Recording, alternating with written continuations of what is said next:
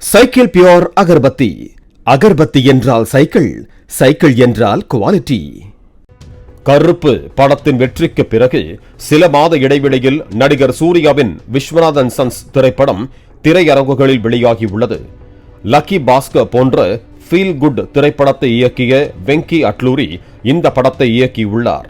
இந்த நிலையில்தான் சூர்யாவையும் ஆர்ஜே பாலாஜியையும் மன்சூர் அலிகான் வெளுத்தெடுத்த விவகாரம் சமூக வலைதளங்களில் விவாதமாகியுள்ளது. பாலாஜி எனக்கு என்ன 1500 ஷாட் பில்டப் கொடுக்குறீங்க ஹீரோக்கு, என்ன வந்து டம்மியா நிக்க வச்சிருக்கான். இவங்க எல்லாம் அரக்கால் டயர் போட்டுட்டு இருக்கீங்களே, நான் ப்ரொடியூசர் ஆனவன். மேலும் சூர்யா குடும்பத்தினரை குறிப்பிட்டு எங்கெங்கேயோ சொத்துக்களை வாங்கி போடுங்கள், அகரம் பவுண்டேஷன் மூலம் நல்ல பெயர் எடுங்கள், ஆனால் ஒரு நடிகரை கொச்சைப்படுத்தாதீர்கள் என சூர்யாவை நேரடி அட்டாக்ஸ் செய்ததுதான் பேசுபொருளாகியுள்ளது. மைதின் இயக்கத்தில் துஷி, ஜனனி குணசீலன், ஜெயபிரகாஷ், செந்தி குமாரி, சுப்பிரமணிய சிவா உள்ளிட்ட பலர் நடித்திருக்கும் திரைப்படம் ஆல் பாஸ். இத்திரைப்படத்தின் ட்ரெய்லர் வெளியீட்டு விழா சென்னையில் நடந்தது. இதில் சிறப்பு விருந்தினராக கலந்து கொண்ட மன்சூர் அலிகான் குமுறல் பேச்சால் வெடித்து சிதற ஆரம்பித்தார். நீங்க சம்பாதிங்க, கோடிக்கணக்கா சொத்து வாங்கி போடுங்க, அகரம் நல்ல பேர் எடுங்க, ஒரு நடிகனோட நடிப்பை, ஒரு போர்ஷனை, ஒரு பங்களிப்பை அடுத்தவன் சோத்திலே மண்ண போடுறீங்க. சினிமா என்பது ஒரு சிலரின் சொந்த சொத்து அல்ல, அது நூற்றுக்கணக்கான கலைஞர்களின் உழைப்பால் உருவான ஒரு கூட்டு குடும்பம். இன்று பல திரைப்படங்களின் விளம்பரங்களில் கதாநாயகர்களின் பெயர்கள் மட்டுமே பிரம்மாண்டமாக போடப்படுகின்றன. ஆனால் அந்த படம் வெற்றி பெற உழைத்த ஒளிப்பதிவாளர், எடிட்டர், கலை இயக்குனர், பாடலாசிரியர்கள் மற்றும் துணை நடிகர்களின் பெயர்கள் எங்கு இருக்கின்றன என்று கூட தெரியாத அளவுக்கு மிகச்சிறிய எழுத்துக்களில் ஓரம் கட்டப்படுகின்றன. ஆர்ஜே பாலாஜி சொல்லி கருப்பு படத்தில் கிளைமேக்ஸில் டான்ஸ் நான் ஆடினேன், ரொம்ப கஷ்டப்பட்டு ரிங்கில் நின்று ஆடியிருந்தேன், அதையெல்லாம் ஷூட்டிங்கில் மகன்கள் பார்த்திருக்கிறார்கள். ஆனால் படத்தில் அந்த டான்ஸ் காட்சி இடம்பெறவில்லை. என் மகன்கள் என்னிடம் கேட்டார்கள், அதற்கு நாம் என்னப்பா பண்ண முடியும் என அவர்களிடம் சொன்னேன். என்ன அநியாயம் இது, எனக்கு நீங்கள் எந்த கதாபாத்திரத்தையும் கொடுக்க வேண்டாம், ஆனால் அதை ஏன் இருட்டெடுப்பு செய்கிறீர்கள்? நான் கஷ்டப்பட்டு ஆடினேன், அது படத்தில் இல்லை, யூடியூபில் வரும் என்றார்கள், ஆனால் வரவில்லை. என் மகன்கள் என்னை கேட்கிறார்கள், நான் அவர்களிடம் என்ன பதில் சொல்வது என கேள்வி எழுப்பினார். பாலாஜி எனக்கு என்ன 1500 ஷாட் பில்டப் கொடுக்குறீங்க ஹீரோக்கு, என்ன வந்து டம்மியா நிக்க வச்சிருக்கான். இவங்க எல்லாம் அரக்கால் டயர் போட்டுட்டு இருக்கீங்களே, நான் ப்ரொடியூசர் ஆனவன். எல்லாம் பில்டப்ல வாழ்ந்துட்டு இருக்காங்க இன்னைக்கு ஹீரோ, எல்லாம் பில்டப். 350 படங்கள்ல நடிச்சுட்டுங்க, நான் நடிச்சு எத்தையும் கேப்டன் 25,000 அடி தூக்கி போட்டிருக்காங்க. ஆனா அவரோட கால் தூசுக்கு ஈடாக மாட்டாங்க. எல்லா கேரக்டர்லையும் நீ என் கேரக்டர் ஒண்ணு கொடுக்க வேணாம், ஒரு வெங்காயம், நான் ஒன்று பிச்சை எடுக்கிறவன் கிடையாது. ஈட்டடிப்பு ஏன் பண்ற சார்? நான் கஷ்டப்பட்ட ரிங்கில் ஆடினேன் சார், காணா சார், யூடியூப்ல போடுறேன்னு சொன்னாங்க சார். அதுக்கப்புறம் யூடியூப்லயும் போடல, அந்த பர்டிகுலர் நான் நடிச்சதை, நான் ஆடினதை, அது 2 நிமிஷம் ஷார்ட்டா இருக்கலாம். அப்பா என்னப்பா நீ அப்படி ரிங்கில் அந்த இடத்துல ஆடின, பாட்டெல்லாம் ஷார்ட் உடைச்ச, எல்லாம் செய்ய சொன்னாங்க, ஏன் போடல? நான் உங்களுக்கு என்ன பதில் சொல்றது? இது என்ன இந்த மாதிரி ஒரு அயோக்கியத்தனம்? முதல்ல ஹீரோவா இருங்க, நல்லா சம்பாதிங்க, என்னமா வேணாலும் பண்ணுங்க. ஆனா சினிமா ஒரு கூட்டு குடும்பம், அதை ஞாபகம் வச்சுங்க. மேலும் டென்ஷன் ஆனவர், ஒரு நடிகரின் பங்களிப்பில் ஏன் மண்ணள்ளி போடுகிறீர்கள்? 350 படங்களில் நடித்திருக்கிறேன், எதற்கு என் காட்சியை இருட்டடிப்பு செய்தீர்கள்? நூற்றுக்கணக்கான ஊழியர்களின் உழைப்பில்தான் நீங்கள் பிரபலமாக வாழ்ந்து கொண்டிருக்கிறீர்கள். சூர்யாவுக்கு 1500 ஷார்ட் பில்டப் கொடுக்கிறார் ஆர்ஜே பாலாஜி, என்னை டம்மியாக நிற்க வைத்திருக்கிறார் எனவும் ஆவேசமாக குற்றம் சாட்டினார். நான் பகிரங்கமாக குற்றம் சாட்டுகிறேன், உங்களுக்கு தைரியம் இருந்தால் அந்த பாடலை யூடியூபிலாவது போடுங்கள். இந்த படத்தின் தயாரிப்பாளரிடம் கேட்டால் நாங்கள் ஆடியோ கம்பெனிக்கு விற்றுவிட்டோம் என்று கூறுகிறார்கள். இது என்ன பொறுப்பில்லாத பதில்? அவர்கள் எல்லாம் கேப்டன் கால்தோஸுக்கு ஈடாக மாட்டார்கள். நான் யாரிடமும் பிச்சை எடுப்பவன் அல்ல. ஏன் மற்றவர்கள் நடிப்பை இரட்டிப்பு பண்ணுகிறாய் என்பதுதான் என் கேள்வி.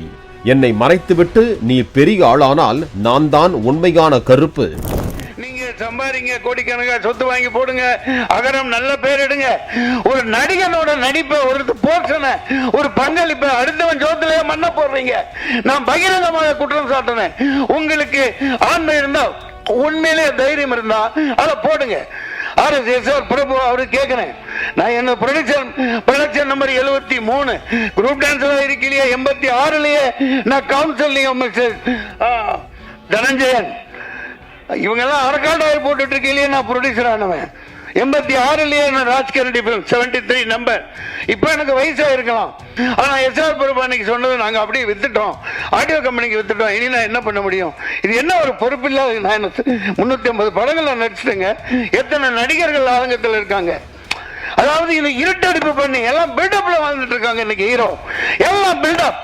ஒரு டான்ஸ் மாஸ்டர், ஒரு ஃபைட் மாஸ்டர், ஒரு டெக்னீஷியன், ஒரு பாடலாசிரியர், ஒரு இயக்குனர், இப்படி நூற்றுக்கணக்கான பேர் உழைப்புல தான் இன்னைக்கு பில்டப்ல வந்துட்டு இருக்கீங்க. ஆர்ஜே பாலாஜி அன்னைக்கு என்ன 1500 ஷாட் பில்டப் கொடுக்குறீங்க ஹீரோக்கு. என்ன வந்து டம்மியா நிக்க வச்சிருக்கான். நான் நடிச்சு எத்தனையோ கேப்டன் 25,000 அடி தூக்கி போட்டிருக்காங்க. ஆனா அவரோட கால் தூசுக்கு ஈடாக மாட்டாங்க. அதனாலதான் படங்கள் நிக்குது. மலையாள படங்கள் ஏன் நிக்குது? இப்ப இவங்க எல்லாம் நிக்கிறாங்க, மலையாள படத்தை பாராட்டுறோம், தலையில தூக்கி வச்சு கொண்டாடுறோம். எல்லா கேரக்டர்களும் நீ என் கேரக்டர் ஒண்ணு கொடுக்க வேணாம், ஒரு வெங்காயம், நான் ஒன்று பிச்சை எடுக்கிறவன் கிடையாது. ஈட்டடிப்பு ஏன் பண்ற? அந்த என்ன மறைச்சிட்டு நீ பெரிய ஆளனா நான் தான் உண்மையான கருப்பு, நான் தான் கருப்பு, கருப்பே வருவான். நான் 2 நிமிடம் நடித்திருந்தாலும் 4 நிமிடம் நடித்திருந்தாலும் பரவாயில்லை, அதை தைரியம் இருந்தால் போடுங்கள். கமல் நடித்த விக்ரம் படத்தில் சூர்யா 5 நிமிடம் தானே வந்தாரு என கேள்வி எழுப்பியவர், ஹீரோக்கள் ஹீரோவாக இருங்கள், நன்றாக சம்பாதியுங்கள், என்ன வேணும்னாலும் செய்யுங்கள், சினிமா ஒரு கூட்டு குடும்பம், அதை நினைவில் கொள்ளுங்கள் என்று எச்சரித்தார். மேலும் ஒவ்வொரு தொழில்நுட்ப கலைஞரும் மரியாதை செய்யப்பட வேண்டும், ஒவ்வொரு தொழில்நுட்ப கலைஞரின் உழைப்பும் முக்கியமானது, சினிமாவில் வேலை செய்யும் ஒவ்வொருவரையும், விளம்பர மீடியா உள்ளிட்ட அனைவரையும் நான் மதிக்கிறேன், இது என்னுடைய ஊர், என்னுடைய வாழ்க்கை, என்னுடைய சினிமா, ஒவ்வொரு தொழில்நுட்ப கலைஞரும் தங்களுடைய வேலையை உண்மையாக செய்தாலே போதும், யாருடைய உழைப்பையும் குறைத்து மதிப்பிடக் கூடாது என்றார். கஷ்டப்பட்டது சார், காணா சார், யூடியூப்ல போடுறேன்னு சொன்னாங்க சார். அதுக்கப்புறம் யூடியூப்லயும் போடல. அந்த பர்டிகுலர் நான் நடிச்சதை, நான் ஆடினதை, அது 2 நிமிஷம் ஷார்ட்டா இருக்கலாம், 4 நிமிஷமா இருக்கலாம். சூர்யா சார் இது விக்ரமத்தில் 5 நிமிஷம் தானே வந்தாரு. அந்த பிரசன்ஸ் தானே, ஆடியன்ஸ் எல்லாத்துக்கும் இருக்காங்கல்ல. இது என்ன இந்த மாதிரி ஒரு அயோக்கியத்தனம்?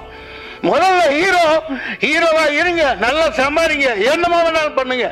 ஆனா சினிமா ஒரு கூட்டு குடும்பம், அதை ஞாபகம் வச்சுங்க. அத்தோடு கோடிக்கணக்கில் சம்பாதிக்கும் பெரிய மனிதர்கள் எங்களை போன்றவர்களின் உழைப்பை மதித்து உரிய இடத்தை கொடுக்க வேண்டும். சினிமா எப்போதுமே ஒரு ஜனநாயக தன்மையோடு இருக்க வேண்டும். ஒரு கதாநாயகன் வெற்றி பெறுகிறான் என்றால் அதற்கு பின்னால் நிற்கும் நூற்றுக்கணக்கான தொழில்நுட்ப கலைஞர்களின் வியர்வை இருக்கிறது. தயவு செய்து இனிவரும் காலங்களிலாவது பத்திரிகை விளம்பரங்களிலும் போஸ்டர்களிலும் தொழில்நுட்ப கலைஞர்களின் பெயர்களை தெளிவாக போடுங்கள், அவர்களை ஊக்குவியுங்கள் என குமுறி வெடித்துள்ளார். இனிமேல் இங்கே விளம்பரம் என்று கொடுத்தால் ஒவ்வொரு தொழில்நுட்ப கலைஞனும் மரியாதை செய்யப்படணும்.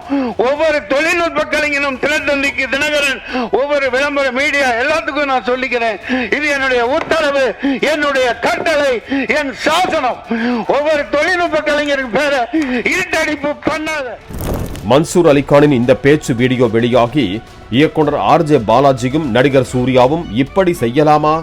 சினிமாவில் ஒருவர் வில்லனாக இருந்தாலும் அவர்களது பிள்ளைகளுக்கு அவர்கள்தான் ஹீரோ.